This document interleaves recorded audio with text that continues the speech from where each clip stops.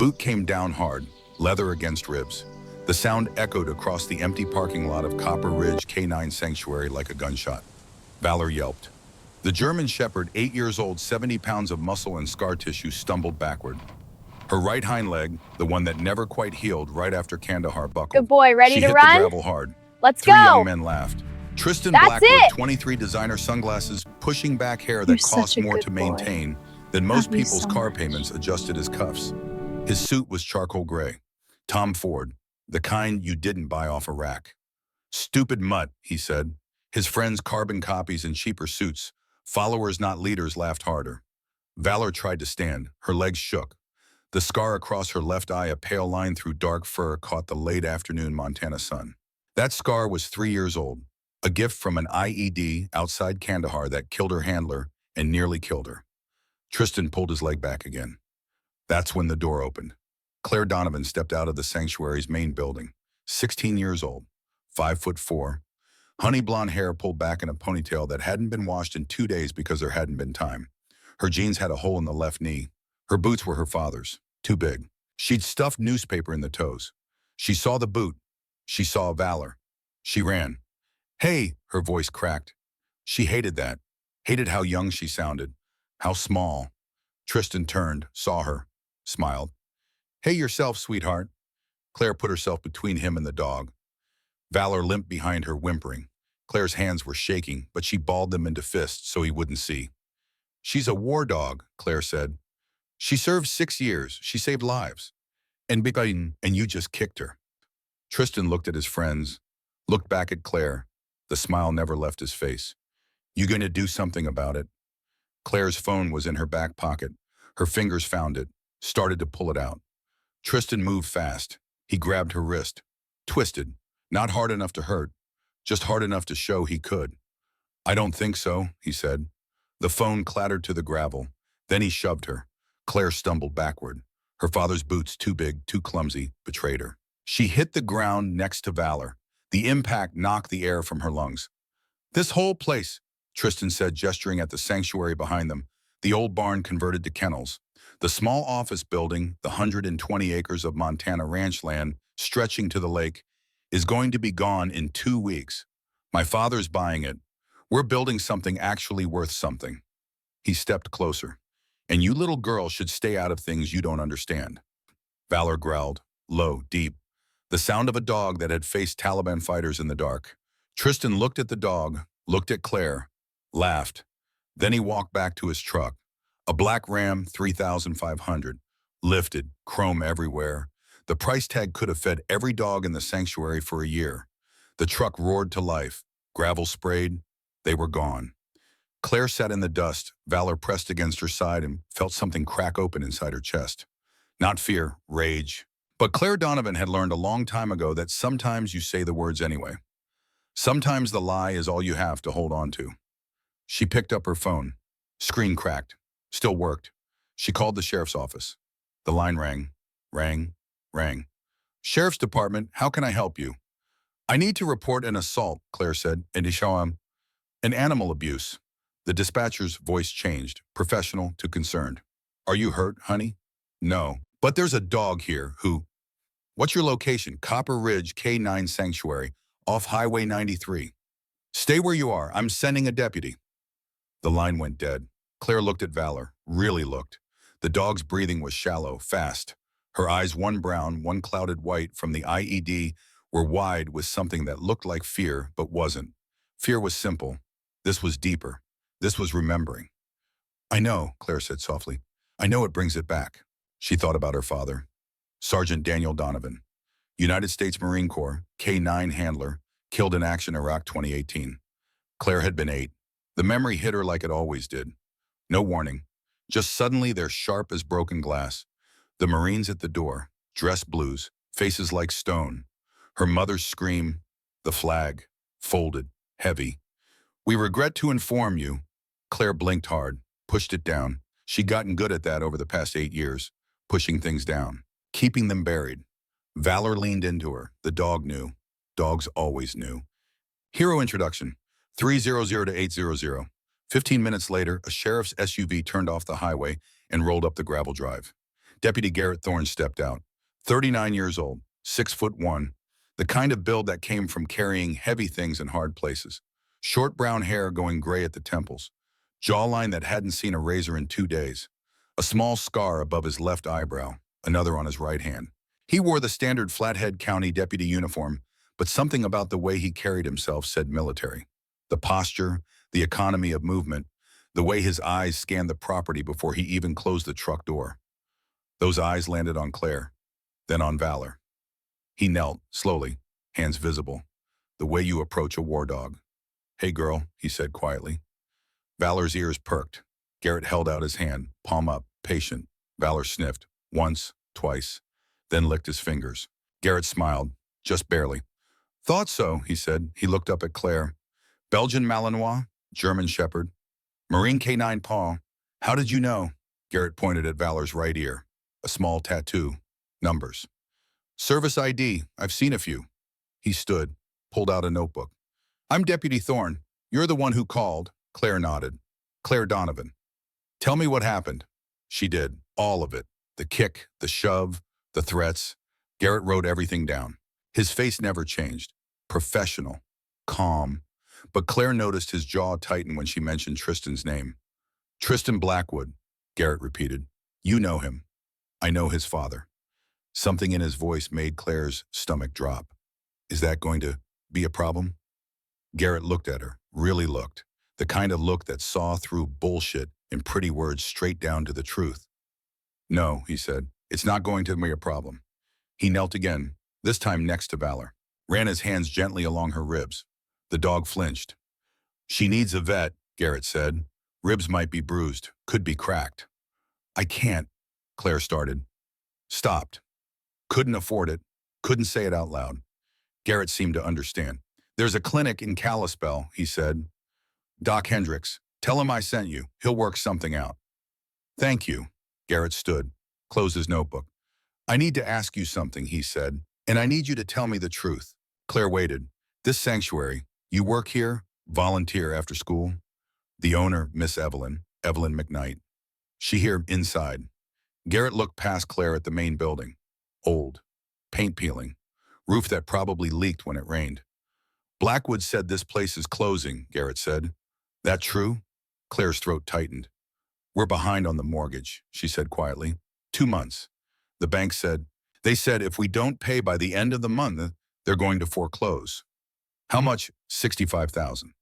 Garrett's expression didn't change, but something flickered in his eyes. Something that looked like recognition, like he'd seen this story before.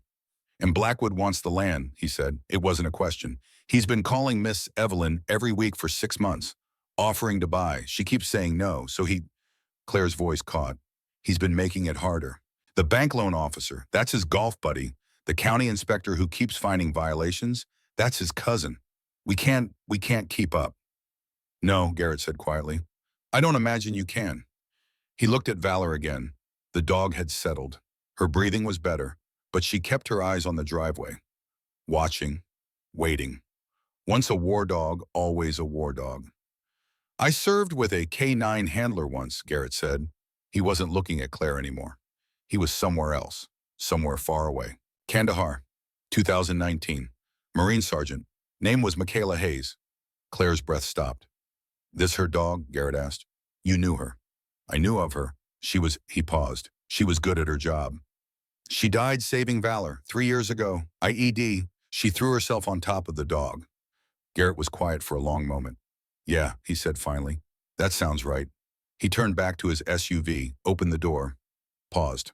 "I'm going to write up a report," he said. "Animal abuse. Simple assault. I'll talk to Tristan Blackwood. But you should know something, Claire." "What?" "His father is Victor Blackwood. He owns half the timber contracts in northwest Montana. He's got lawyers, connections. County commissioner calls him for permission before he takes a shit." Claire felt the rage from earlier crack wider. "So nothing's going to happen." "I didn't say that." Garrett's voice was hard now, granted. "I said you should know what you're up against." He climbed into the SUV, started the engine, then he leaned out the window. "My number's on the card I gave you. If Tristan comes back, if anyone comes back, you call me. Don't wait. Don't try to handle it yourself. You call." "Okay." I mean it, Claire. She nodded. The SUV rolled back down the drive. Claire stood there, Valor at her side, and watched until the dust settled. Then she turned and walked back toward the main building. The sanctuary was quiet. It was always quiet now. 3 years ago, there had been 50 dogs here. War dogs, police dogs, service dogs retired from lives of protecting and serving and fighting and bleeding. Now there were 12. Funding dried up. Donors disappeared. The world moved on. But Evelyn McKnight hadn't. Claire found her in the office, 72 years old, white hair pulled back in a bun, tight enough to make a drill sergeant weep, face like weathered leather, hands that shook with arthritis but never stopped working. She was bent over the desk, staring at a stack of papers that looked like bills. Miss Evelyn. The old woman looked up, saw Claire's face. What happened? Claire told her. All of it, again. By the time she finished, Evelyn had closed the bills and was staring out the window at the kennels beyond. Victor Blackwood's boy, she said quietly. You know him? I know his father, knew his grandfather too. Henry Blackwood. Good man, fought in Korea. Came home and built an honest lumber business. Her jaw tightened. Henry would be ashamed of what his grandson became. The deputy said Blackwood has connections. He does. So what do we do? Evelyn stood, slowly, her knees protested. Everything protested at 72. She walked to the window. Outside in the kennels, 12 dogs slept or paced or stared at nothing, remembering wars they couldn't forget. My husband died on Omaha Beach, Evelyn said. June 6, 1944. He was 20 years old. I was 19, pregnant. He never met our son. Claire had heard this story before, but she listened anyway. After the war, I asked myself what he died for. Democracy, freedom, those big words. But really, Evelyn turned. He died so people like me could live without being afraid of people like Victor Blackwood. But we are afraid. I know, Evelyn smiled. It was sad. But fear and surrender aren't the same thing. She walked to her desk, pulled open the bottom drawer, took out a folder. This sanctuary has been running for 49 years, she said. I started it in 1977 with my veteran's widow pension and a piece of land my husband's life insurance bought. I've saved 632 dogs. War dogs, police dogs, dogs that gave everything and got nothing back. She set the folder on the desk. Victor Blackwood wants this land because it's beautiful. Lakefront, perfect for a resort. He doesn't care about the dogs. He doesn't care about the veterans. He cares about money. So we fight him, Claire said. We fight him. How? Evelyn looked at her, really looked, the way adults looked at children when they were about to say something that would hurt. I don't know, honey, I really don't know. Intervention 800 to 1200. That night, Claire couldn't sleep. She lay in bed in the small house she shared with her mother 3 miles from the sanctuary and stared at the ceiling. Catherine Donovan, 45 night shift nurse at St. Mary's Regional Medical Center, was already at work. She'd left at 6 p.m., wouldn't be home until 7 a.m. Claire was alone. She thought about Tristan's boot hitting Valor's ribs. She thought about her father. She thought about the sanctuary closing. At 11 p.m., she gave up on sleep. She went to her desk, opened her laptop, started searching. Victor Blackwood. The results flooded in. Blackwood Enterprises, timber, real estate, development. Net worth estimated $400 million. Political donations to both parties. Smart. Cover all bases. Sits on the boards of 3 hospitals, 2 universities, and the Montana Wilderness Preservation Council. Preservation. The irony wasn't lost on Claire. She dug deeper. Found a Montana Standard article from 2014. Construction worker dies at Blackwood site. She read it. James Mitchell, 34, Army veteran, 2 tours Afghanistan. Died when scaffolding collapsed at a Blackwood Enterprises construction site in Missoula. OSHA investigation found multiple safety violations. Blackwood Enterprises paid a $50,000 fine. The family received an undisclosed settlement. The article mentioned James Mitchell left behind a wife and 3 children. Claire found the wife's Facebook page. Harper Fleming, remarried, new last name, still in Montana. Claire sent a message. My name is Claire Donovan. I'm trying to learn more about what happened to your first husband. I know this is painful, but I think Victor Blackwood is trying to hurt more people. Would you be willing to talk? She didn't expect a response. Not at 11 p.m., not about something that happened 12 years ago. But at 11:43, a notification popped up. Harper Fleming had replied, yes. The next morning, Claire went to the sanctuary before school. She found Garrett Thorne's SUV parked outside. He was standing by the kennels with Evelyn. They both turned when Claire walked up. "Morning," Garrett said. "You're here early. Wanted to check on Valor. How is she?" Doc Hendricks looked at her last night. "Ribs are bruised but not broken. She'll be okay." Relief flooded through Claire. "Thank you. Don't thank me yet." Garrett's face was grim. "I talked to Tristan Blackwood last night, and he denied everything and said you were making it up. Said he was at his father's office all afternoon." "That's a lie." "I know. I pulled his cell tower records. He was here, but his father's lawyer called my boss this morning. Made it very clear that if I pursue this, there will be consequences. For you. For everyone." Claire felt the rage crack wider. "So that's it. He just gets away with it." Garrett looked at Evelyn. Evelyn nodded. "There might be another way," Garrett said. He pulled out his phone, showed Claire a picture. It was a woman, late 30s, professional photo, FBI badge visible. "Special Agent Sloan Ryder," Garrett said. "She works out of the Helena Field Office, Financial Crimes Division. She's been investigating Victor Blackwood for 18 months. For what? Money laundering, bribery, tax fraud. But she can't get enough evidence to move forward. Blackwood's smart. Keeps everything compartmentalized, uses intermediaries." "Why are you telling me this?" "Because if we want to stop Victor Blackwood, we need to build a case. A real case. With witnesses, documents, evidence." Claire's heart started to race. "And you think we can do that?" "I think," Garrett said slowly, "that if we're very careful and very smart, we might be able to find the cracks." Evelyn stepped forward. "Claire, honey, you don't have to do this. This is dangerous. Blackwood is powerful. If you go after him—" "He's already going after us," Claire said. "He's already trying to take the sanctuary. He already hurt Valor. What's he going to do that's worse?" Garrett and Evelyn exchanged a look. "A lot," Garrett said quietly. "He can do a lot worse." Claire thought about her father, thought about the folded flag in her mother's closet, thought about the last thing he'd said to her before he deployed. "Kangai ba, if I don't come home, remember this. Good people don't always win right away.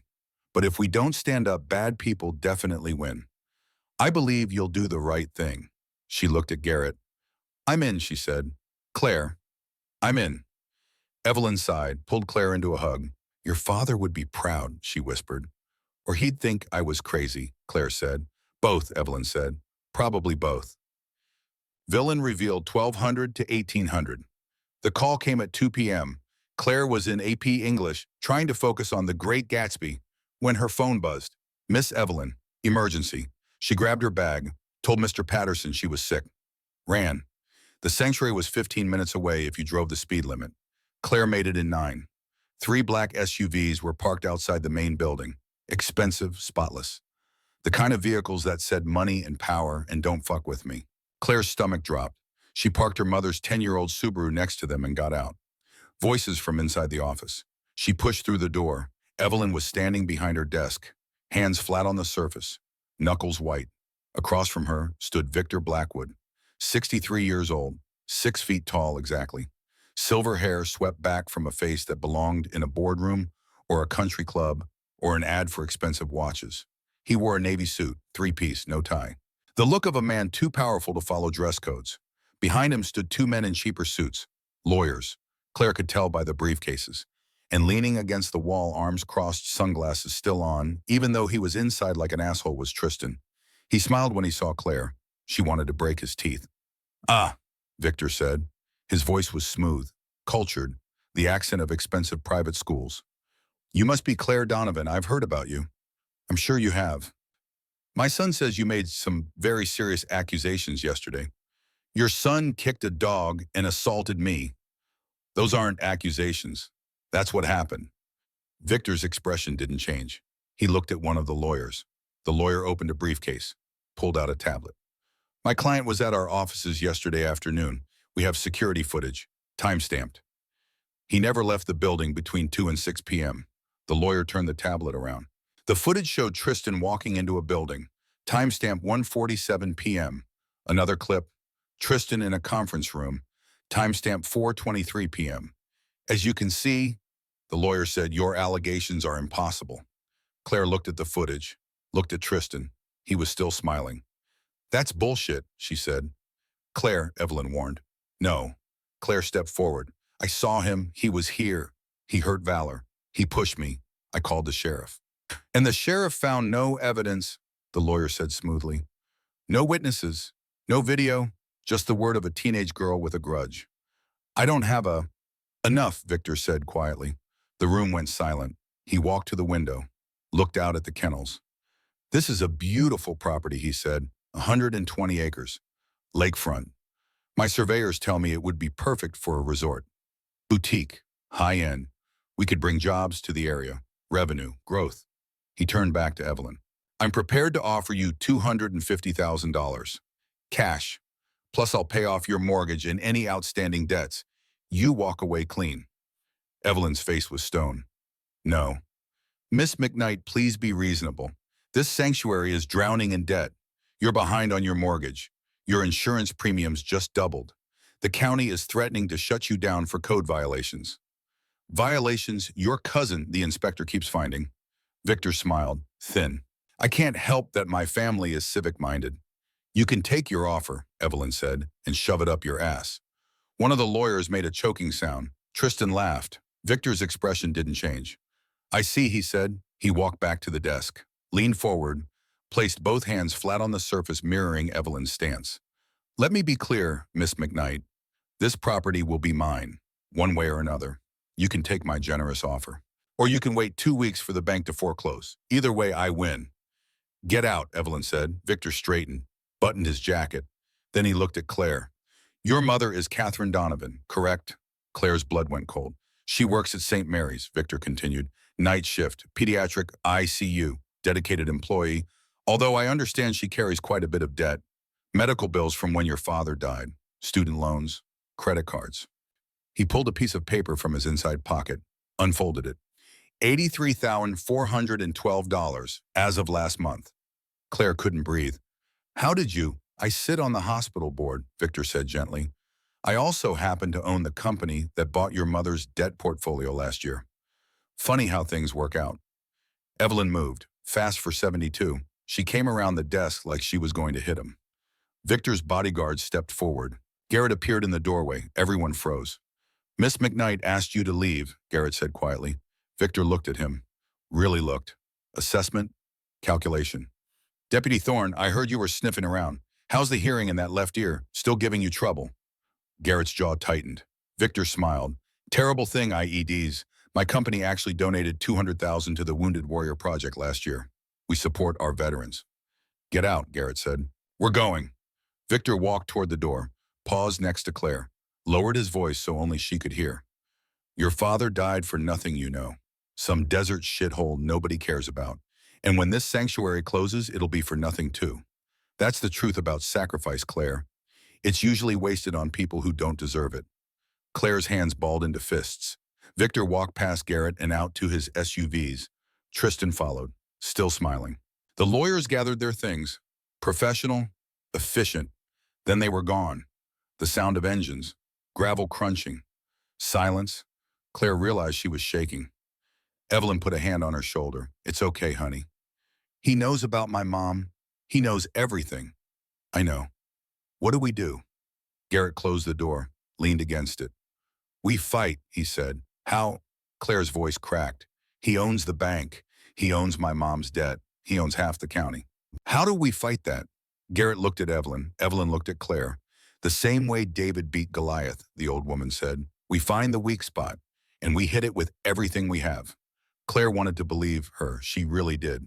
But standing there in that office with Victor Blackwood's threats still hanging in the air, like smoke, belief felt like a luxury she couldn't afford. Outside, Valor started barking. Not the scared bark from yesterday, the alert bark. The sound of a dog that had survived Kandahar in new danger when it smelled it.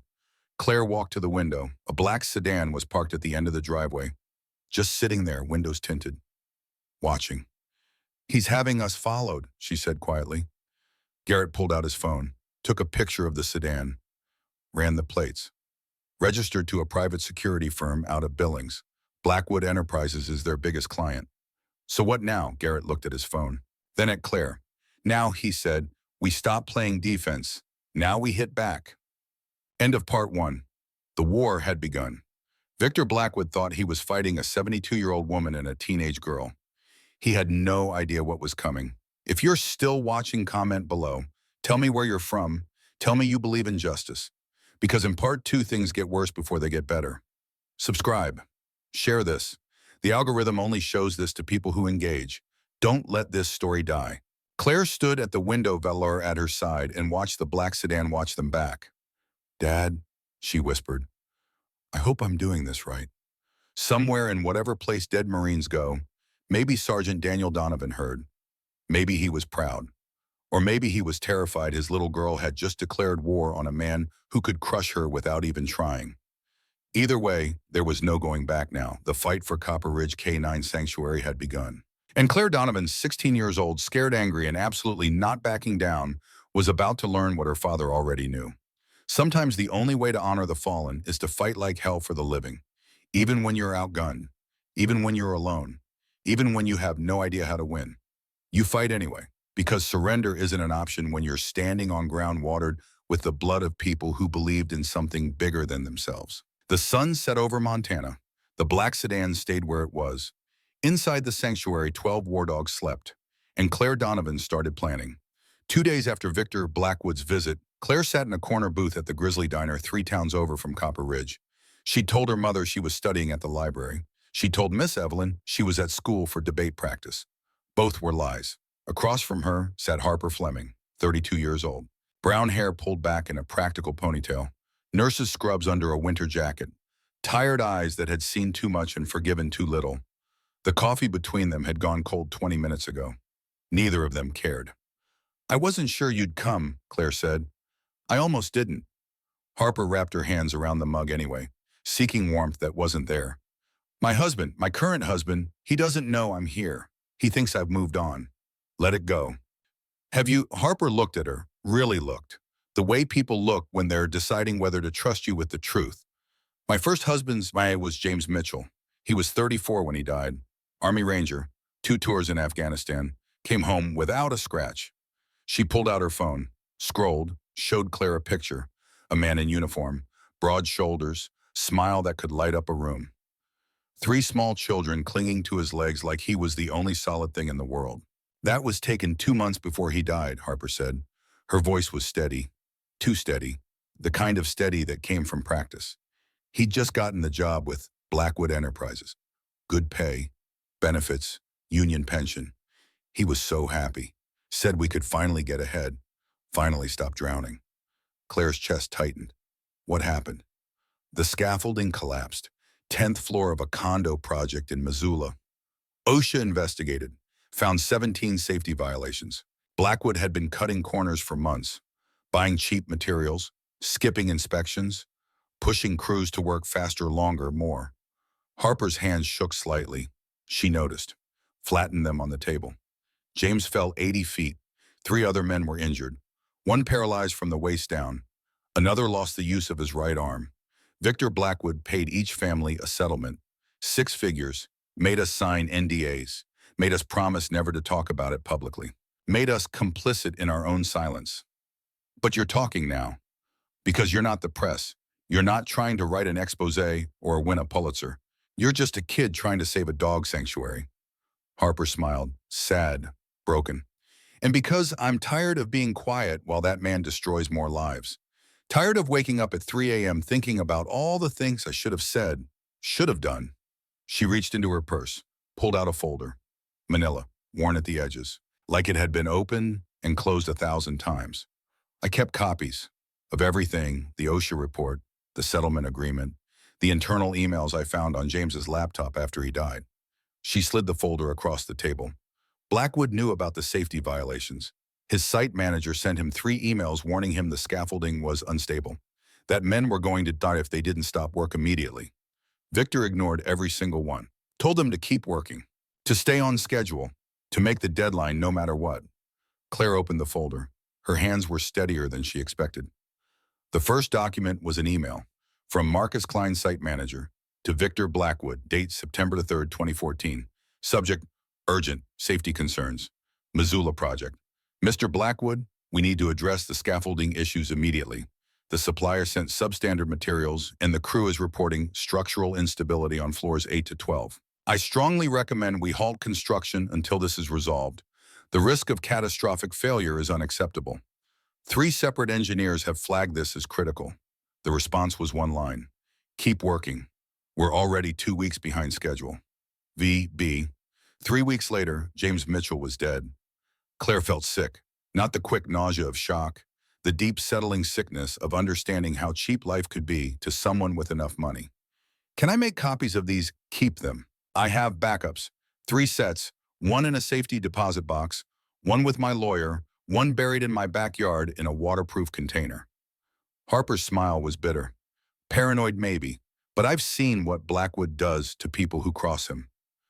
Will you testify if it comes to that? Harper was quiet for a long moment. If you can guarantee my kids won't be targets. If you can promise Blackwood won't come after my husband's job. If you can swear on something holy that my family will be safe. She paused. Then yes, I'll testify. I'll stand up in court and tell the world what that man did to my James. I can't guarantee any of that, Claire said quietly. I wish I could, but I can't. I know, but I needed to hear you wouldn't lie to me. Harper stood, pulled on her jacket. Be smart, Claire. Be careful. Victor Blackwood isn't just rich. He's connected.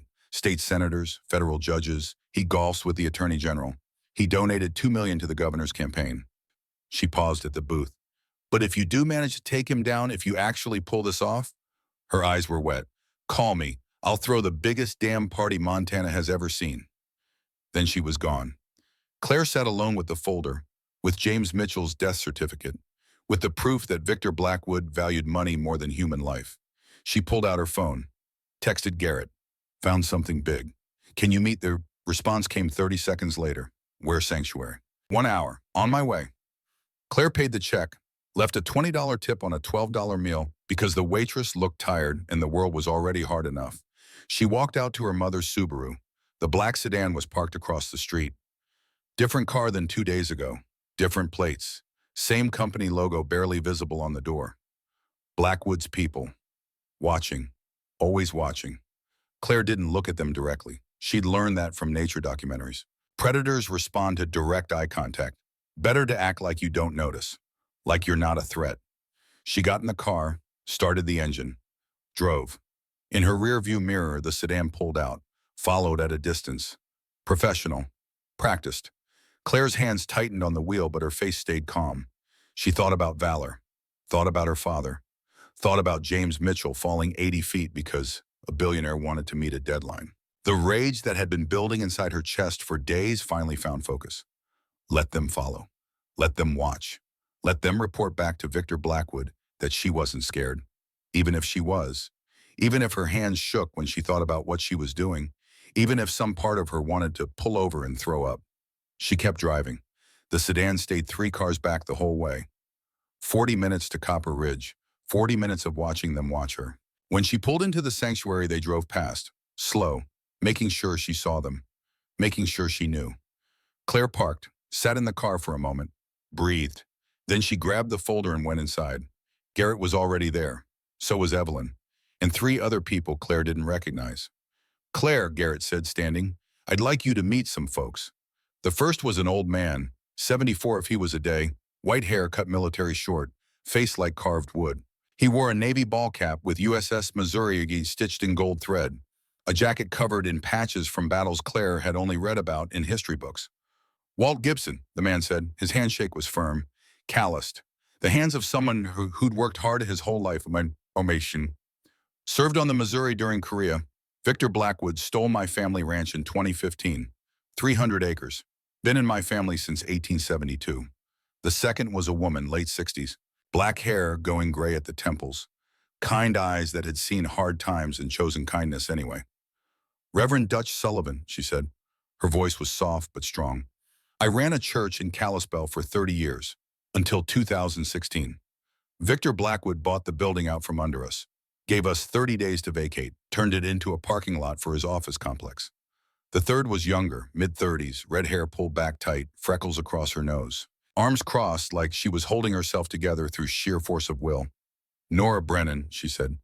My husband worked safety compliance for Blackwood Enterprises. He filed complaints about violations on 3 separate projects. Victor fired him. Blackmail, harassment, creating a hostile work environment. Lies. But Blackwood's lawyers buried him in motions and depositions until we couldn't afford to fight anymore. We lost our house, our savings, everything. And Claire looked at Garrett. How did you find them? I've been making calls, reaching out to people in the veteran community. Turns out when you start asking questions about Victor Blackwood, a lot of people want to talk. They've just been waiting for someone to listen. Walt stepped forward.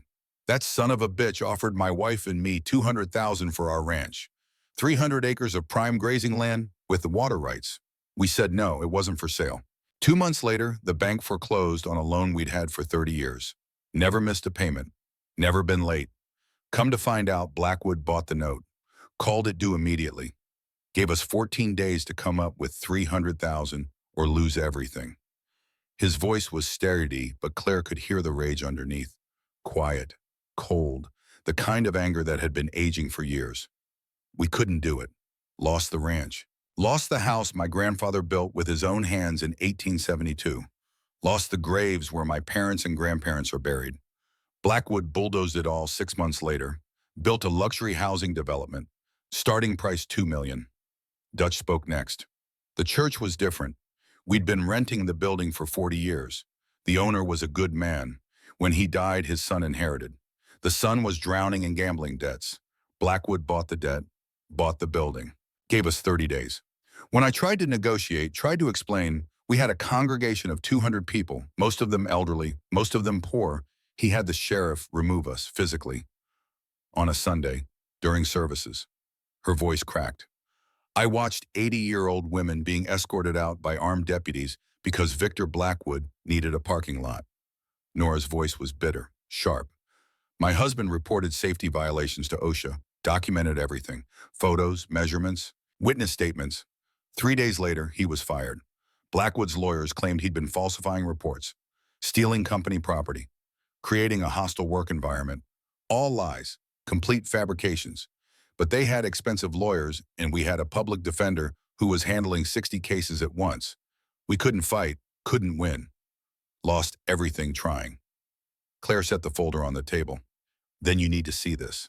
She showed them everything, the emails, the OSHA report, the settlement agreements, the proof that Victor Blackwood had known men would die and didn't care.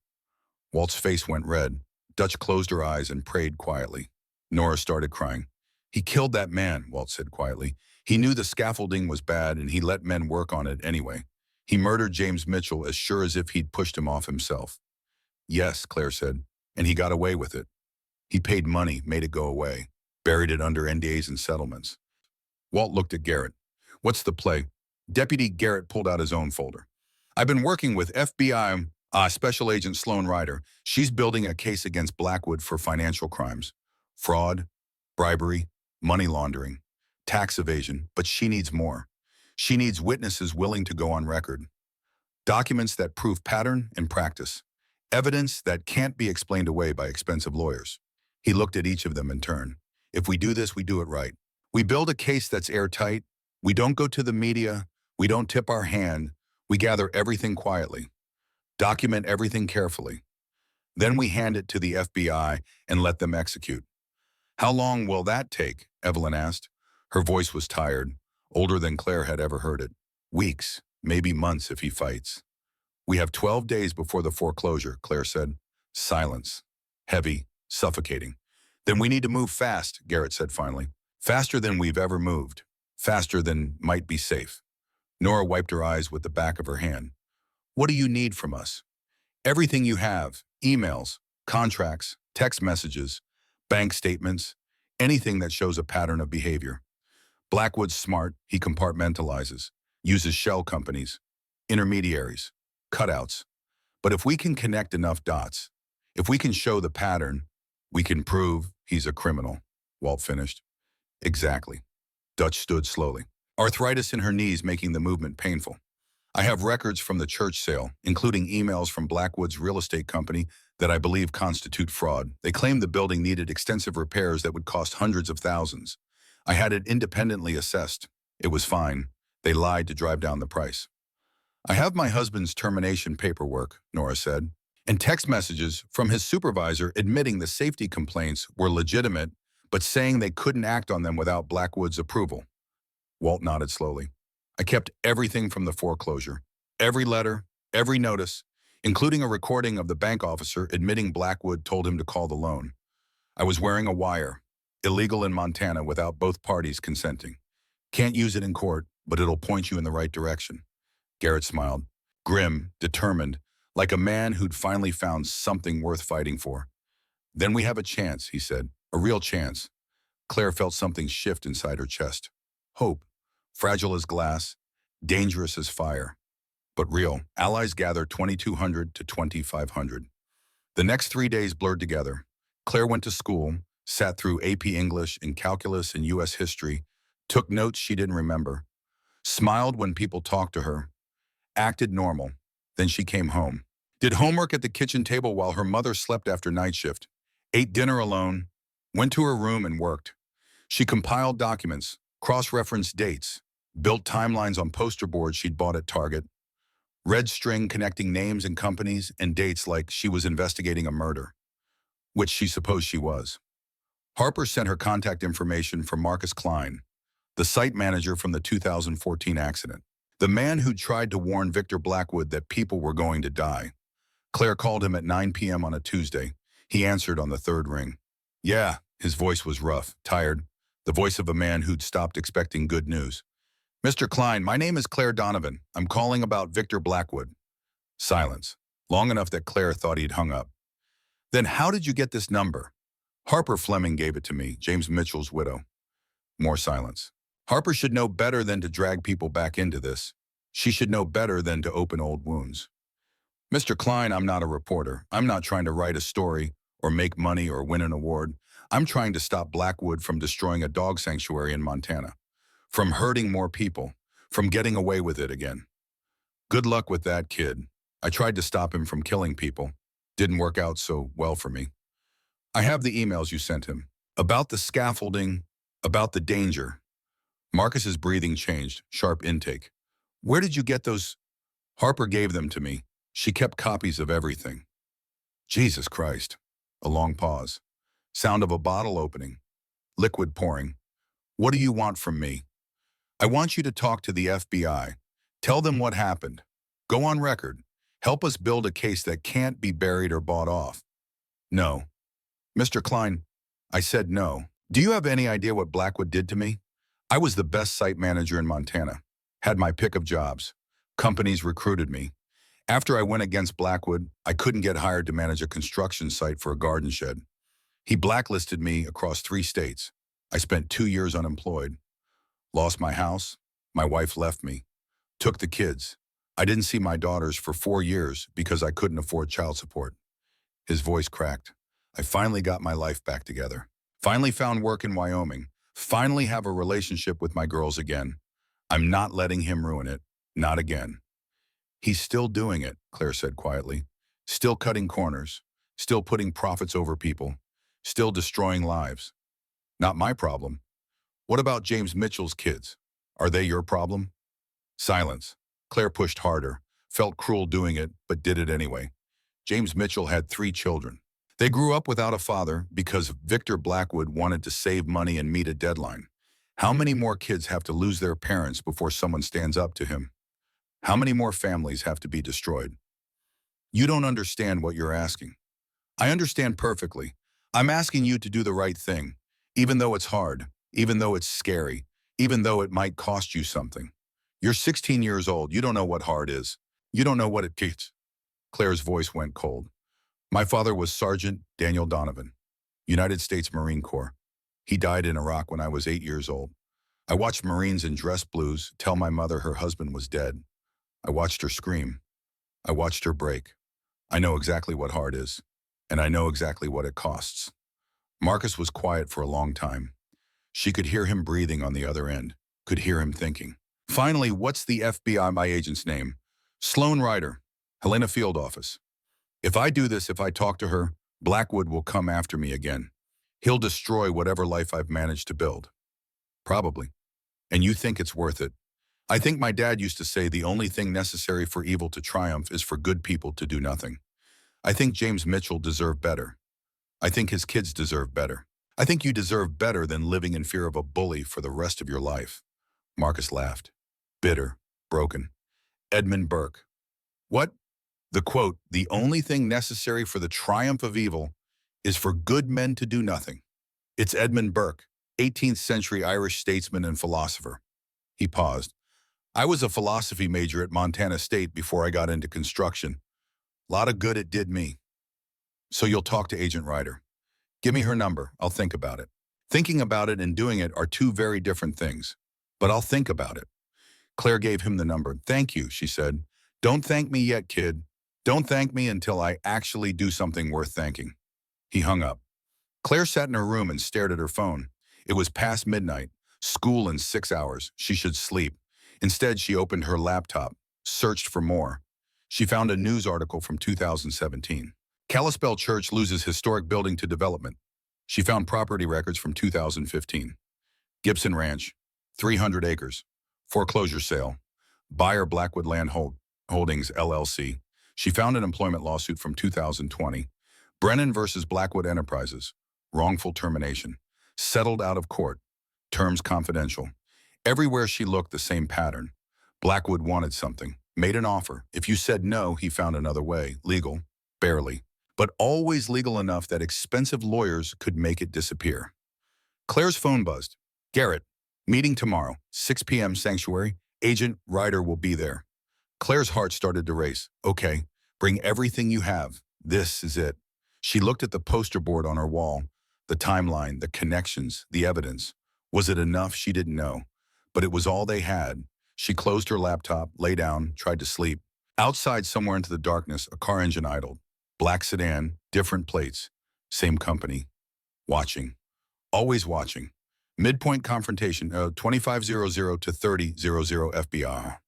Special Agent Sloan Ryder was not what Claire expected. She'd pictured someone older, harder, severe, like the agents in movies who wore dark suits and never smiled. Instead, Sloan was 36, athletic build, auburn hair pulled back in a practical ponytail, jeans and a blazer, hiking boots. She looked like someone's cool aunt who did triathlons on weekends, but her eyes were cop eyes, sharp, assessing, missing nothing. She sat in Evelyn's office and listened while Claire Garrett, Walt Dutch, and Nora laid out everything they had. Didn't interrupt, didn't take notes on paper. Everything went into a tablet with practiced efficiency. Just listened. When they finished, she leaned back in her chair and was quiet for a long moment. Then how long have you been working on this? 4 days, Garrett said. 4 days. Sloan smiled, not quite amused, not quite impressed, something in between. I've been investigating Victor Blackwood for 18 months with a team of 6 agents, and you've found more actionable evidence in 4 days than we've compiled in a year and a half. Is it enough? Claire asked. Her voice was smaller than she wanted it to be. To arrest him? No. To get a warrant? Maybe. To build a case that'll survive preliminary hearings and actually make it to trial. She paused. It's a start, a damn good start, but we need more.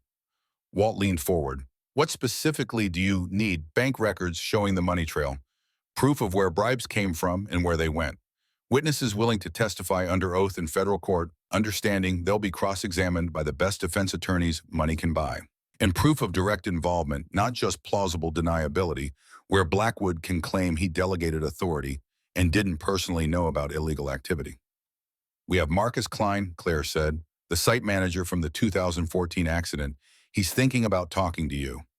Thinking isn't good enough. I need him on record.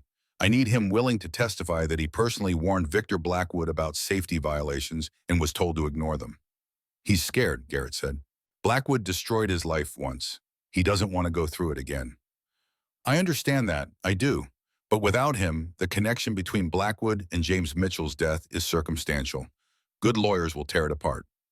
What about the emails? Claire asked. They're damning. But Blackwood will say he delegated safety oversight to his site manager. His lawyers will argue he didn't personally know about the specific violations, that Klein was supposed to handle it. They'll make Klein the villain and Blackwood the victim of employee negligence. That's bullshit, Nora said flatly. It's also how rich men stay out of prison. Sloan stood, walked to the window, looked out at the kennels where a dozen dogs were sleeping in the afternoon sun. Here's what I can offer. You keep gathering evidence. Keep building the case. Keep documenting every contact with Blackwood or his people. I'll work on getting subpoenas for his financial records, bank accounts, tax returns, shell company filings. But I need you to understand something. She turned, looked at each of them. This is dangerous. Victor Blackwood has resources, connections, money. If he finds out you're building a federal case against him, he will retaliate. And not just through lawyers. He'll come at you where it hurts. Your jobs, your families, your reputations, everything. He already is, Claire said quietly. He bought my mother's medical debt. He's threatening Miss Evelyn's sanctuary. He has people following us. Sloane's expression hardened. He's having you surveilled. Black sedan, different plates every day. Same private security company, out of Billings. Blackwood Enterprises is their biggest client. That's witness intimidation. Possibly obstruction. I can have a word with the security company. Make it clear they're engaging in illegal activity. Will it stop them? Probably not. But it'll put them on notice that we're watching too. Evelyn spoke for the first time in minutes. Her voice was steady, strong.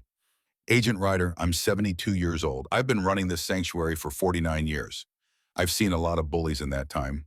Rich ones, poor ones, powerful ones, pathetic ones. And they all work the same way. They push until you break. They escalate until you quit. They win by making you too tired to fight. And I'm not breaking. None of us are. So tell us what you need and we'll get it. Tell us what to document and we'll document it. Tell us how to help and we'll help. But don't ask us to stop. Don't ask us to be careful when careful means letting that man win. Sloane studied the old woman for a long moment, then nodded. All right, here's the play. You focus on keeping the sanctuary running. Keep documenting every contact with Blackwood, every threat, every attempt at intimidation. Meanwhile, Garrett and I work the financial angle, bank records, property transfers, shell companies, paper trails that can't be explained away. What about Marcus Klein? Claire asked. I'll reach out personally, see if I can convince him to cooperate, but I need something to offer him. Witness protection costs money and resources. I need to justify it to my superiors. He doesn't want protection, Claire said. He wants justice. He wants to know that standing up meant something. Then let's give him that. Sloane gathered her things. One more thing. All of you need to be smart about this. No social media posts about Blackwood. No talking to reporters. No confronting him directly. We build this case quietly and carefully, or we don't build it at all. She looked at Claire specifically. Especially you. You're 16, a minor. If Blackwood's lawyers find out a teenage girl is central to this investigation, they'll use it to discredit everything we've found. They'll claim you're a child with a grudge, that you fabricated evidence, that you're unreliable. So I'm supposed to just sit back and do nothing. No, you're supposed to be a teenager. Go to school, do your homework, see your friends, let the adults handle the investigation. Claire opened her mouth to argue. Garrett put a hand on her shoulder. She's right, Claire.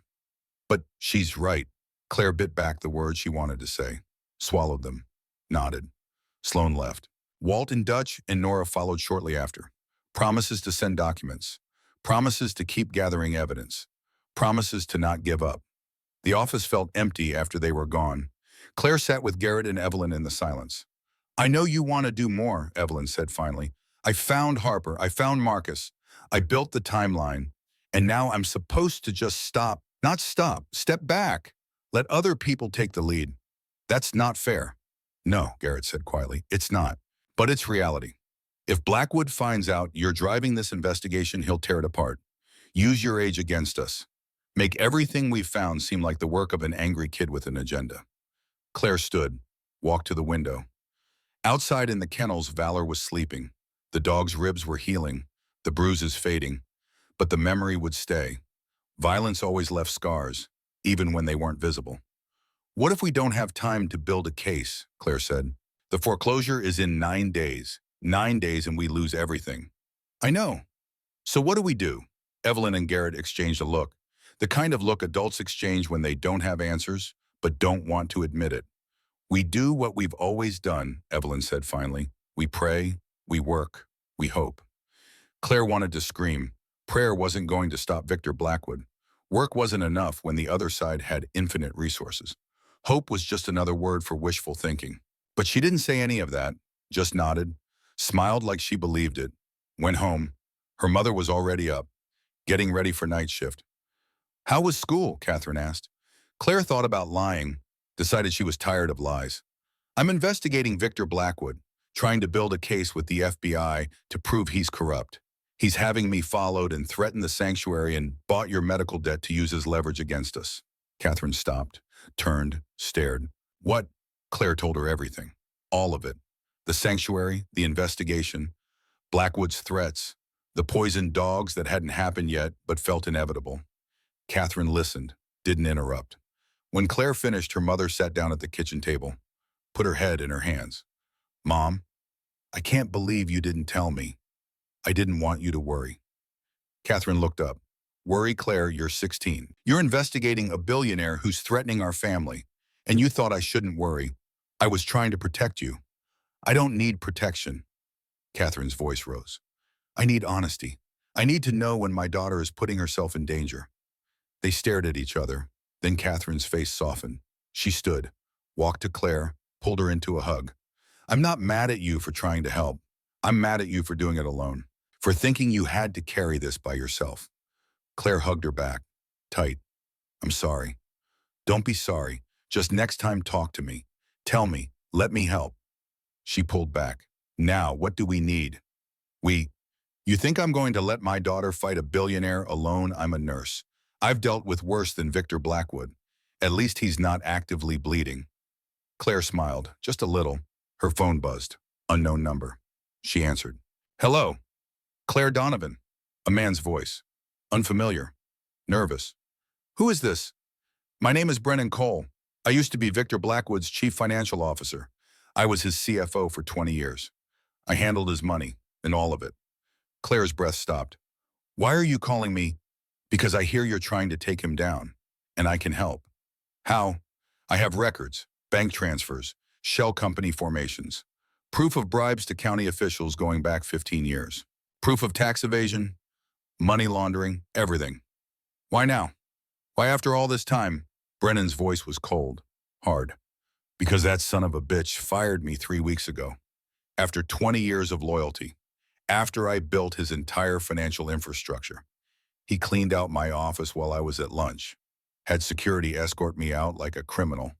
No severance, no pension, no warning. Just gone. And now you want revenge. I want justice. There's a difference.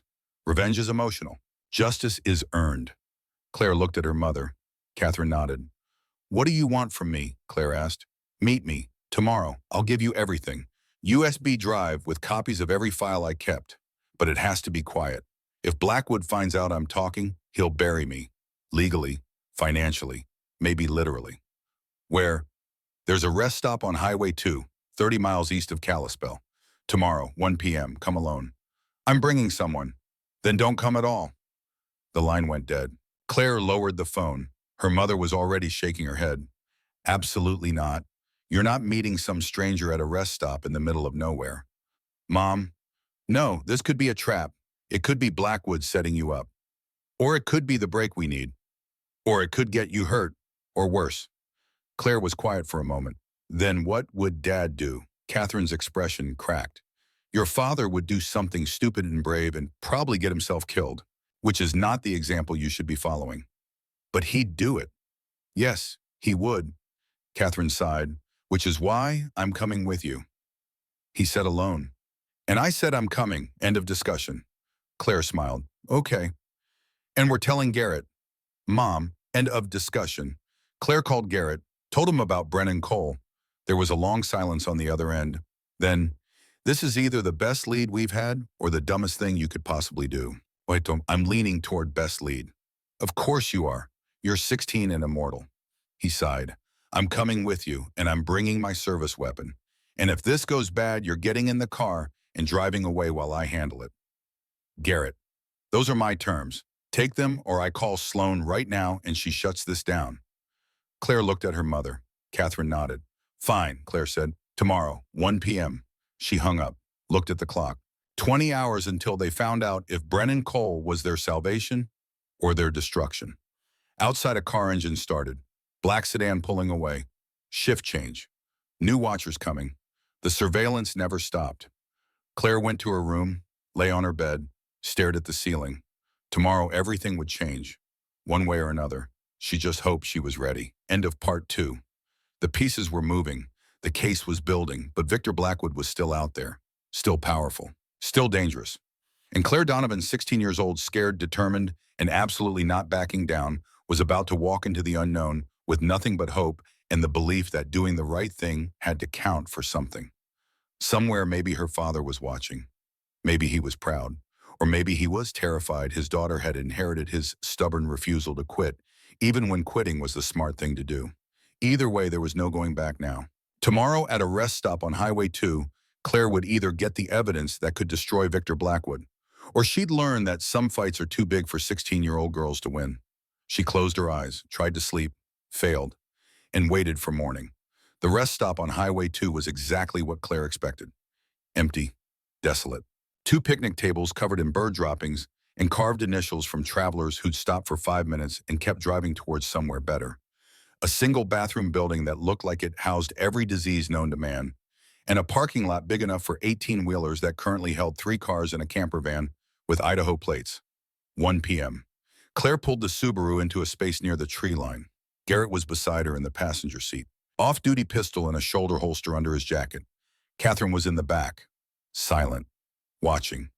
They'd argued about her coming. Catherine had won by pointing out that if something went wrong, 3 people could tell the story better than 2. Evelyn's shotgun was in the trunk, under a blanket, just in case. They waited. 1 minute, 5, 10. At 1:15, a silver Honda Accord pulled in, older model, early 2000s, dents in the passenger door, rust around the wheel wells, Montana plates that were 2 months expired. A man got out, late 40s, thinning brown hair that needed a cut, wire-rimmed glasses. He wore khakis and a windbreaker, like he was going to a parent-teacher conference, not committing corporate espionage. Brennan Cole. He looked around nervously, hands shaking slightly, saw Claire's car, walked over, slowly, like he was reconsidering with every step. Claire rolled down the window. Cold November air rushed in. "You brought people," Brennan said. His voice was tight, scared. "I told you I would. I said come alone. And I said no." Claire nodded at Garrett. "This is Deputy Garrett Thorne. He's working with the FBI on the Blackwood case. And this is my mother, Catherine. Whatever you tell me, you'll have to tell them anyway. We're not recording. We're not wired. We're just here to listen." Brennan looked at Garrett. Garrett looked back, steady, calm. The look of a man who'd faced worse things than nervous accountants in parking lots. "Are you armed?" Brennan asked. "Yes." "Are you going to shoot me?" "Not unless you try to hurt these 2. Then all bets are off." Brennan's laugh was shaky. "Fair enough." He pulled a USB drive from his pocket, held it up. 20 years, he said. "I worked for Victor Blackwood for 20 years. Started as a junior accountant in 1996. Worked my way up. Controller, VP of Finance, finally CFO in 2015. I helped him build an empire, helped him structure deals, helped him hide money from the IRS, helped him pay off county commissioners and state senators and federal judges." His hand was shaking harder now. "And 3 weeks ago, he fired me over email. Didn't even have the decency to do it in person. Just an email at 6 a.m. Your services are no longer required. Security will escort you from the building." After 20 years of loyalty. After I helped him become one of the richest men in Montana. "What's on the drive?" Garrett asked quietly. "Everything. Bank records showing bribes to county officials. Shell company transfers to hide income from the IRS loan documents, where he bought debt portfolios just to leverage people." He looked at Claire. "Including your mother's medical debt. He paid $60,000 for the whole portfolio. Your mother's portion was $83,000. He made a profit before he even started using it against you." Claire felt sick. Catherine made a small sound in the back seat. "Son of a bitch," Garrett muttered. Brennan stepped closer to the car, held out the drive. "I kept copies of everything. Blackwood thought he was careful, thought he kept everything compartmentalized, but I was his CFO. I saw it all, signed off on it all, and I kept copies of it all." Claire took the drive. It was warm from being in his pocket, small, innocent looking, but heavy with the weight of 20 years of crimes. "Why now?" she asked. "Why not 6 months ago? A year ago? Why wait until he fired you?" Brennan's face twisted. "Because 6 months ago I still had a salary, still had a retirement plan, still thought loyalty meant something." His voice cracked. "I gave that man everything." worked 80-hour weeks, missed my daughter's graduations and recitals and birthdays because Victor needed something done. My wife left me in 2018 because I was never home, and he threw me away like I was nothing, like 20 years meant nothing. Will you testify? Garrett asked. If it comes to that, if you can protect me, Victor has connections everywhere. Judges, prosecutors, law enforcement. If he finds out I'm talking, FBI agent Sloan Ryder is handling the case. Garrett interrupted. She's good, professional. She'll do everything she can to keep you safe. Everything she can isn't the same as keeping me safe. No, it's not, but it's all we can offer. Brennan nodded slowly. There's one more thing you should know. What? Victor's planning something. I don't know what exactly. But 2 weeks before he fired me, he had me transfer $2 million to an account in the Caymans. When I asked why, he said it was insurance. Emergency funds. Insurance for what? Claire asked. He didn't say. But Victor doesn't move money offshore unless he's worried, unless he's preparing for something. My guess, he knows someone's investigating him, and he's setting up an escape route. Garrett pulled out his phone, texted someone, probably Sloan. When was this? He asked without looking up. 2.5 weeks ago, October 23rd. Before or after he threatened the sanctuary? After. 3 days after. Garrett finished texting, looked at Brennan. If he runs, he won't run, Brennan interrupted. Not yet. Victor's too arrogant. He thinks he's untouchable, but he's setting up contingencies just in case. He looked at the USB drive in Claire's hand. That's his insurance. And now it's yours. Use it carefully. Use it wisely. And for God's sake, make copies. Then he got back in his car, started the engine, paused, rolled down his window. One more thing, Claire. She looked at him. Your father would be proud of you. What you're doing, standing up to someone like Blackwood when you're just a kid, that takes courage. Real courage. Don't lose it. Then he drove away. Claire sat in the car holding the USB drive. Her hands weren't shaking. She'd expected them to, but they were steady. This changes everything, Garrett said finally. Good or bad, both. He took the drive carefully, like it was a bomb. This could be enough to get warrants, subpoenas, maybe even arrests. But if Blackwood knows someone leaked his financials, he'll know it was Brennan, and he'll retaliate hard. Catherine leaned forward from the back seat. So what now? Now I get this to Sloan. She'll verify the data. If it's legitimate, and I think it is, she can move for warrants tomorrow. Maybe as soon as tonight if a judge is available. And the sanctuary, Claire asked, we have 9 days. If we can freeze Blackwood's assets before the foreclosure, the bank can't proceed. They'll have to wait until the criminal case is resolved. Can she do that? Maybe, if the evidence is strong enough, if we can show the debt was obtained through fraudulent means. They drove back to Copper Ridge in silence. Claire watched the mountains roll past, tried not to think about all the ways this could go wrong. Failed. They were 3 miles from the sanctuary when Garrett's phone rang. He answered on speaker. Thorne. Garrett, it's Evelyn. Her voice was shaking. You need to get here. Now. Claire's stomach dropped. What happened? Someone broke into the sanctuary last night. I just found them. The dogs, Garrett. Someone poisoned the dogs. The world stopped. Valor, Claire's voice was barely a whisper. She's alive. Barely. I've got Doc Hendricks on the way. But Claire, it's bad. It's really bad. Garrett punched the accelerator. The Subaru hit 85 on the straightaway. They made it to the sanctuary in 6 minutes. 4 sheriff's vehicles were already there. An ambulance, Doc Hendricks' truck. Claire was out of the car before Garrett stopped moving. She ran. The kennels were chaos. Deputies taking photos. Doc Hendricks moving between dogs with his medical bag. Evelyn standing in the middle of it all, tears streaming down her face. 4 dogs were lying motionless on the ground. Claire's heart stopped. Valor, office, Evelyn choked out. She's in the office. Claire ran. Valor was on the floor, breathing, barely, her sides heaving with effort. Foam at the corners of her mouth. Doc Hendricks was already setting up an IV line. What happened? Claire dropped to her knees beside the dog. Rat poison, mixed into tonight's food. All 12 dogs ate it. I've induced vomiting in the ones who ate recently, but the 4 who ate earlier, his voice was grim. It's touch and go. Are they going to die? I don't know, Claire. Depends on how much they ingested. How fast their kidneys process it. How strong they are. Claire put her hand on Valor's head. The dog's eyes opened. Cloudy. Confused. Scared. It's okay, girl, Claire whispered. You're okay. We've got you. You don't quit. You hear me? You survived Kandahar. You survived an IED. You don't get to quit now. Valor's tail moved, just barely, a fraction of an inch. Then her eyes closed again. I need to get her to the clinic, Doc said. Her and the other 3 critical cases. They need full blood work, monitoring, maybe dialysis if their kidneys start shutting down. How much will that cost? Doc looked at her. Didn't answer. Didn't need to. I don't care, Claire said. Whatever it costs, save them. Claire, I don't care. Doc nodded. Help me get her to the truck. Together they lifted Valor, 70 pounds of barely breathing dog. They carried her outside. The other 3 critical cases were already being loaded.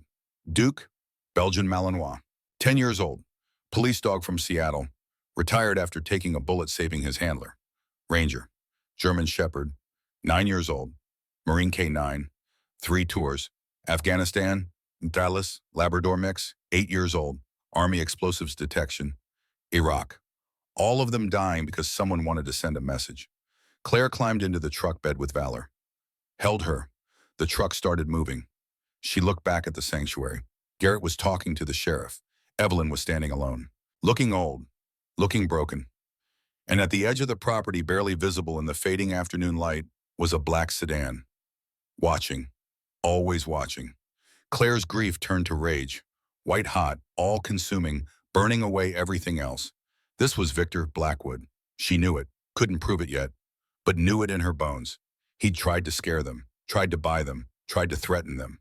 And when none of that worked, he tried to kill the one thing they were fighting for. The dogs. Claire pulled out her phone, texted Garrett with shaking hands. It was him. I know it was him. The response came 2 minutes later. I know, we'll prove it. Stay with Valor. She didn't respond, just held the dog and watched Copper Ridge disappear behind them.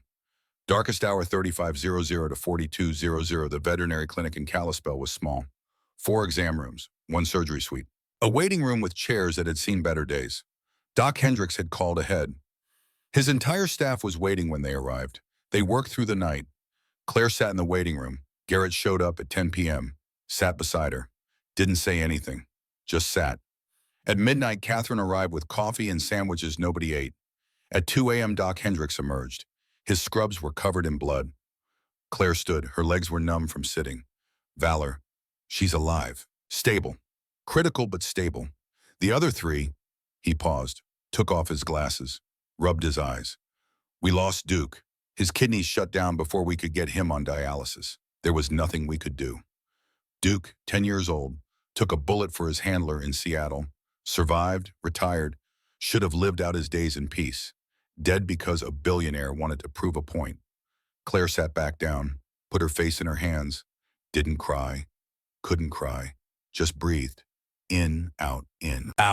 The other 2, Garrett asked quietly, Ranger and Atlas are critical but responding to treatment. They'll need another day of monitoring, maybe 2, but I think they'll make it. And Valor, you can see her in about 30 minutes. She's in recovery. Doc sat down heavily in the chair across from Claire. The treatment costs for all 4 dogs, surgery, dialysis, medications, monitoring. It's going to be around $8,200. Claire looked up. I'll find it. Claire, I know the sanctuary is struggling. I'll find it. I can work with you on a payment plan. I'll find it. Her voice was flat, empty. Doc nodded, stood, walked back into the surgery suite. Garrett pulled out his phone. I'm calling Walt, Dutch, Nora. We'll get the money. How? Claire asked. How are we going to keep doing this? Keep fighting. He has infinite resources. He can just keep coming, keep hurting, keep destroying. And we're just people. We don't have money. We don't have power. We just have... She stopped. Couldn't finish. Garrett put his phone down. We have something he doesn't. What? We're right and he's wrong, and that has to count for something. Does it? Because from where I'm sitting, being right isn't worth much when the other side can poison dogs and walk away. Catherine sat down on Claire's other side, put an arm around her shoulders. Your father used to say something when things got hard, when he was deployed and scared and didn't know if he was coming home. Claire looked at her mother. What? He'd say the only easy day was yesterday. It's a SEAL motto. Garrett probably knows it. Garrett nodded. Bud/S training. They put it on signs, shirts, everywhere. Reminds you that every day is going to be hard, that you have to choose to keep going anyway. That's not very comforting, Claire said. It's not supposed to be comforting, Catherine said gently. It's supposed to be true. This is hard. Tomorrow will be hard. The day after will be hard. But we do it anyway, because the alternative is letting Victor Blackwood win. And I don't know about you, but I'm not okay with it. Claire leaned into her mother.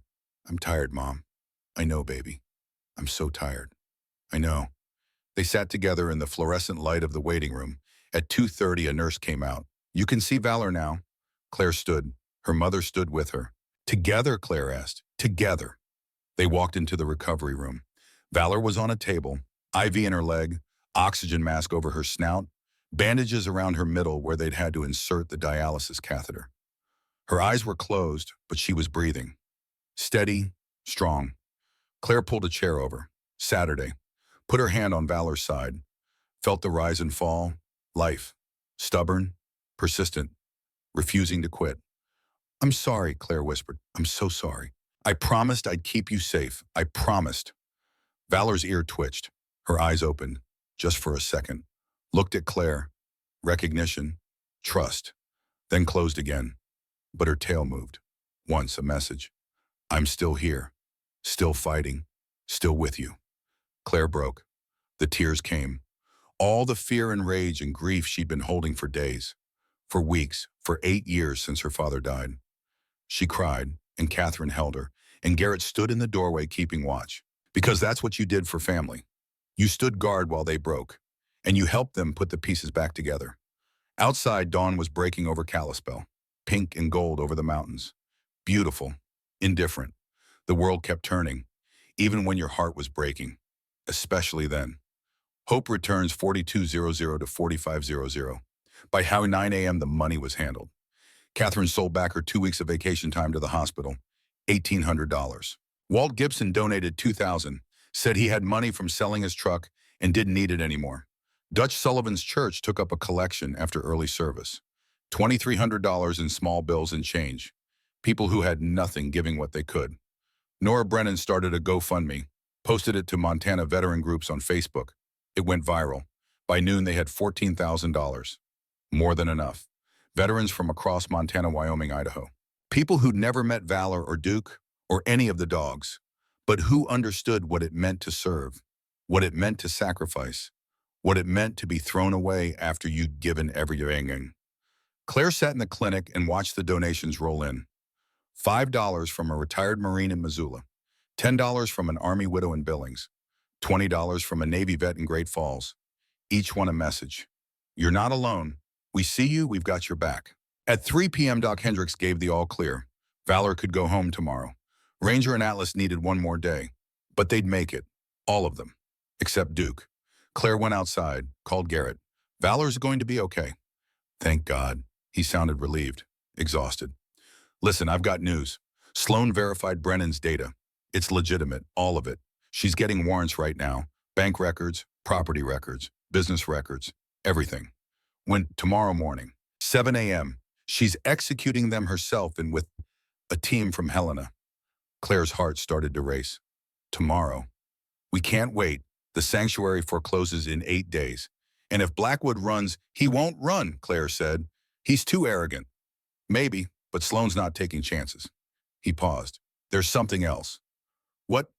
The security footage from the sanctuary. We got a partial plate on the vehicle. Sheriff ran it. Came back to a rental company in Missoula. Paid in cash. Fake ID. But we pulled security footage from the rental office. And we have a face. Name is Derek Moss, 28. Record going back to when he was 17. Assault, B&E, drug possession. He's a fixer. Does dirty work for people with money. Can you connect him to Blackwood? Working on it, but his lawyer's already calling, wants to make a deal. What kind of deal? Testimony against whoever hired him in exchange for reduced charges. Claire's breath caught. If he gives up Blackwood, then we have him for a conspiracy to commit animal cruelty, maybe attempted murder if we can prove he knew people were in the kennels when he spread the poison. Do it. Make the deal. Get him to talk. Sloan's handling it. Should know something by tonight. They hung up. Claire sat on a bench outside the clinic. The sun was warm despite the November chill. She closed her eyes, let the light warm her face, felt something shift inside her chest. Not hope exactly, but the possibility of hope. The sense that maybe, just maybe, they were going to win this. Her phone buzzed. Unknown number. She answered. Hello, Miss Donovan, this is Marcus Klein. Claire sat up straight. Mr. Klein, I talked to Agent Ryder, told her everything. About the emails, the warnings, what Blackwood said when I tried to stop work. And I'm testifying, federal grand jury, next week. She's offering witness protection during the trial. After that, I'm on my own, but I'm doing it. Thank you. Don't thank me. I should have done this 10 years ago, should have gone public after James died. Should have fought. His voice was rough, but I was scared, and I let fear win. Not anymore. What changed? You did. A 16-year-old kid standing up to Victor Blackwood when grown men wouldn't. That changed things, made me remember what courage looks like. Claire didn't know what to say. Make him pay, Marcus said quietly. For James, for everyone he's hurt, make him pay. We will. Good. He hung up. Claire sat on the bench and felt the weight of it.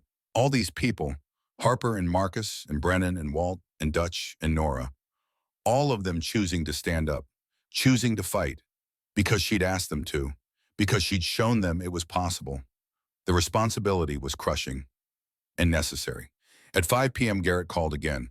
Derek Moss flipped, gave a full statement. Blackwood hired him through an intermediary, paid him $5,000 cash to poison the dogs. Moss didn't know about the people, thought it was just doings. Still makes him guilty, but it's not attempted murder. Did he name the intermediary? Yeah, a guy named Carson Webb, Blackwood's head of security. We're bringing him in now. And Blackwood, tomorrow morning, after we execute the warrants, after we have all the evidence, we do this right, Claire, no mistakes. No loopholes for expensive lawyers to exploit. Okay. How's Valor? Going home tomorrow. Good, that's good. He paused. Get some rest tonight. Tomorrow's going to be a long day. Garrett, yeah, thank you for everything. Don't thank me yet. Thank me when Blackwood's in handcuffs. They hung up. Claire went back inside, sat with Valor until visiting hours ended, whispered promises to a sleeping dog. Promises about justice, about safety, about never giving up. Then she went home. Her mother was waiting. They ate dinner together. Leftover casserole that one of Dutch's parishioners had dropped off. Neither of them tasted it. At 10 p.m., Claire went to bed, lay in the darkness. Tomorrow, everything would change, one way or another. Victor Blackwood would fall, or he'd crush them trying. Claire thought about her father, about Daniel Donovan, about what he'd say if he could see her now. Probably something about being careful, about letting adults handle it, about staying safe. But maybe not. Maybe he'd be proud. Maybe he'd understand that some fights you can't walk away from, even when you're scared, even when you're 16, even when the odds are impossible. You fight anyway, because surrender isn't an option when you're standing on ground watered with the blood of people who believed in something bigger than themselves. Claire closed her eyes. Tomorrow they'd see if courage was enough. If doing the right thing mattered. If a 16-year-old girl and a handful of broken veterans could bring down an empire. She slept and dreamed of her father and valor and justice. FB, irate and arrest 4500 to 5200 a.m. Claire's alarm went off. She'd barely slept, maybe 2 hours, but adrenaline made up for it. She dressed quickly, jeans, boots, her father's old Marine sweatshirt that still smelled like him if she tried hard enough. Downstairs, Catherine was already up, making coffee. You don't have to come, Claire said. I do. Mom, yes, I do. They drove to Whitefish in silence, 45 minutes north. The sun was just starting to rise. Garrett was waiting at the agreed meeting point. A rest stop 2 miles from Blackwood's estate. Sloan was already there, with 12 FBI agents in tactical gear. 4 black SUVs with FBI logos, a mobile command center. This was real. This was happening. Sloan saw Claire and walked over. You stay in the car, 100 yards back. You don't get out. You don't interfere. You just watch. Understood? Understood. I mean it, Claire. If you get involved, defense attorneys will use it to claim impropriety. You're a minor. You're a witness. You cannot be present during the arrest. I'll stay in the car. Sloan nodded, walked back to her team. At exactly 6:45 a.m., the convoy moved. Garrett followed in his personal truck. Claire and Catherine in the Subaru behind him. They rolled up to Blackwood's estate. 40 acres of Montana wilderness. Mansion made of glass and stone and money. The gate was closed. Sloan didn't bother with the intercom. She held up the warrant, a federal judge's signature, authorization to search the premises. The gate didn't open. "Cut it," Sloan said calmly. Two agents produced bolt cutters. The chain snapped. The gate swung open. They drove through. Up the long driveway lined with aspens. To the front of the mansion. Sloan got out, walked to the door, knocked, waited. The door opened. Victor Blackwood stood there. Bathrobe.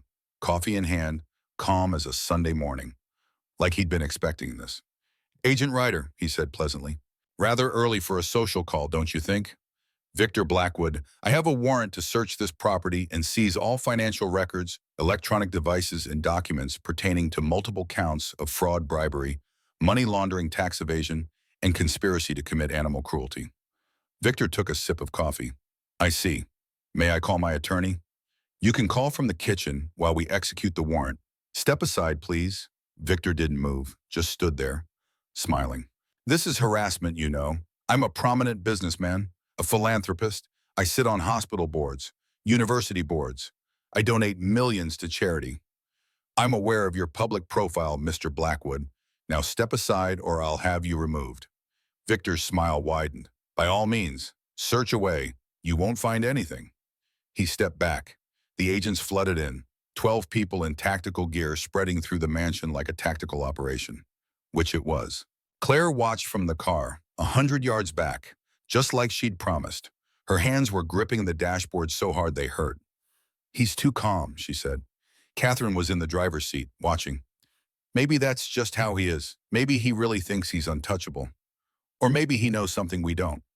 They watched for 2 hours. Agents carried out boxes, computers, file cabinets, hard drives. So much evidence it took 3 trips to load it all. At 8:45 a.m. Sloan emerged. She walked to her SUV, made a phone call. 5 minutes later, she walked back to the house. When she came out, Victor Blackwood was with her, in handcuffs, still wearing the bathrobe. Coffee long since gone cold. "Victor Blackwood," Sloan said clearly, loudly, making sure everyone heard. "You're under arrest for bribery of public officials, fraud, money laundering, tax evasion, and conspiracy to commit animal cruelty. You have the right to remain silent. Anything you say can and will be used against you in a court of law. You have the right to an attorney. If you cannot afford an attorney, one will be provided for you." Victor looked at her, still calm, still smiling. "This won't stick. My lawyers will have me out in 6 hours. Maybe, but you'll still be arrested, still fingerprinted, still processed, still spend time in a federal holding cell. Your photo will be on the news by noon. Your reputation will take a hit it'll never recover from." Something flickered in Victor's eyes. Not quite fear, not quite anger. Realization, maybe, that this was real, that he wasn't untouchable, that he'd finally pushed too far. They put him in the back of an SUV, closed the door, drove away. Claire sat in the car and felt tears on her face. She was crying. But not from sadness, from relief, from disbelief. From the overwhelming sense that justice, real justice, was actually happening. "We did it," she whispered.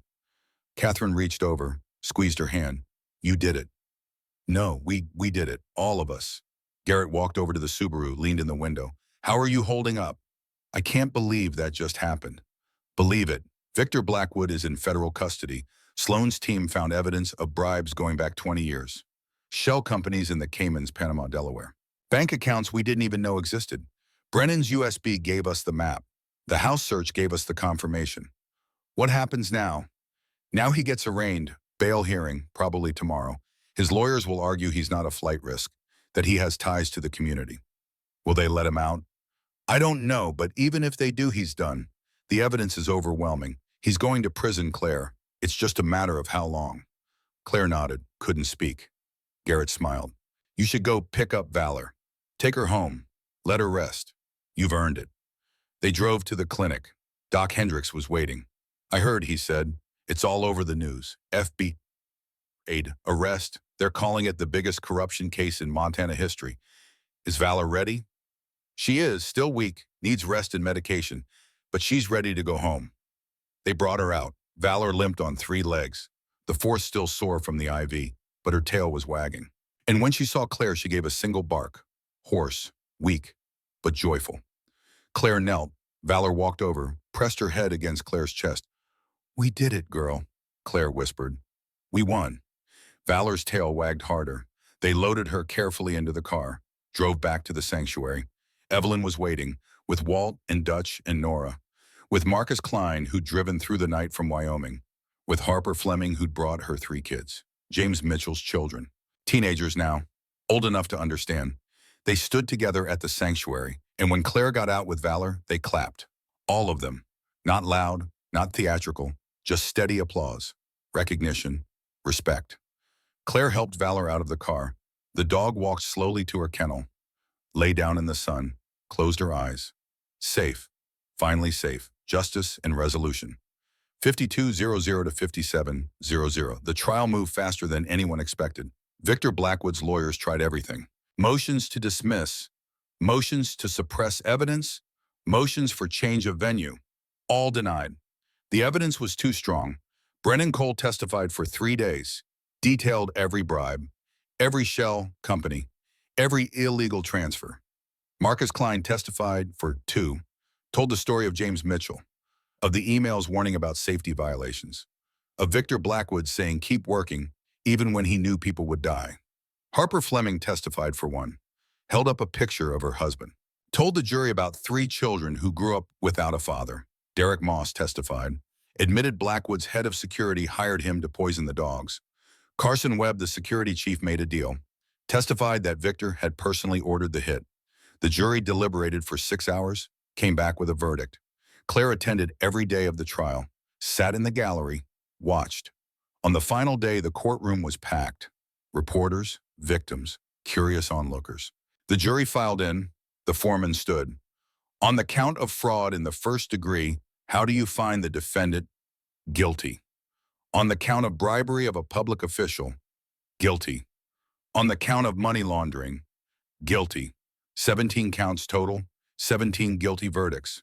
Victor Blackwood stood impassive, but Claire saw his jaw tighten, saw his hands clench, saw the moment he realized it was over. The judge looked down from the bench. "Mr. Blackwood, you have used your wealth and influence to corrupt public officials, endanger workers, and harm innocent animals. You have shown no remorse, no accountability. You believed yourself above the law." She paused, let the words settle. "You were wrong. I hereby sentence you to 22 years in federal prison. No possibility of parole for the first 15 years. Additionally, all assets obtained through illegal means are subject to forfeiture. The court will appoint a receiver to liquidate these assets and provide restitution to your victims." The gavel came down. Final. Absolute. Victor Blackwood was led away. He turned once, looked at the gallery. His eyes found Claire. She held his gaze. Didn't look away. Didn't flinch. She wanted him to see her, to know that a 16-year-old girl had brought down his empire. Then he was gone. Outside the courthouse, reporters swarmed. Claire pushed through them, found her mother, found Evelyn, found Garrett. They stood together on the courthouse steps. "How does it feel?" a reporter shouted. Claire looked at the camera, thought about what to say. Finally, "It feels like justice, real justice, the kind that says no one is above the law, not even billionaires." "What's next for the sanctuary?" Evelyn stepped forward. "The foreclosure has been dismissed. The judge ruled the debt was obtained through fraud. The sanctuary is staying open." But cheers from the crowd of supporters, veterans, dog lovers, people who believed in doing the right thing. "And we're expanding," Evelyn continued. "Thanks to donations from across the country, we're building a new facility, doubling our capacity. We're calling it the Daniel Donovan Memorial K-9 Sanctuary." Claire's throat tightened. She looked at her mother. Catherine was crying. Happy tears. "Your dad would love that," she whispered. Claire nodded, couldn't speak. The reporters kept shouting questions, but Claire was done.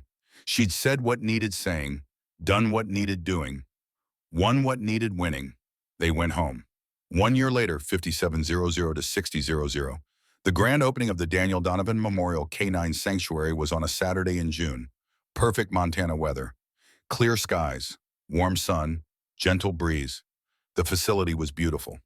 New kennels with climate control, full medical wing with surgery suite, training grounds for therapy, dog certification, capacity for 75 dogs, currently housing 52 war dogs, police dogs, service dogs, all retired, all safe, all home. Claire stood at the entrance and watched people arrive. Veterans from across Montana and Wyoming and Idaho. Families, politicians, media. Even the governor showed up, gave a speech about service and sacrifice and community. Claire barely heard it. She was looking at the faces. Walt Gibson, 75 now, still wearing his Navy cap. Dutch Sullivan, leading her congregation in prayer before the ceremony. Nora Brennan, whose husband had found new work as a safety consultant. Marcus Klein, with his daughters, relationship rebuilt. Harper Fleming, with James Mitchell's 3 kids, young adults now. Brennan Cole, who'd started a consulting firm helping small businesses. All of them here, all of them part of this.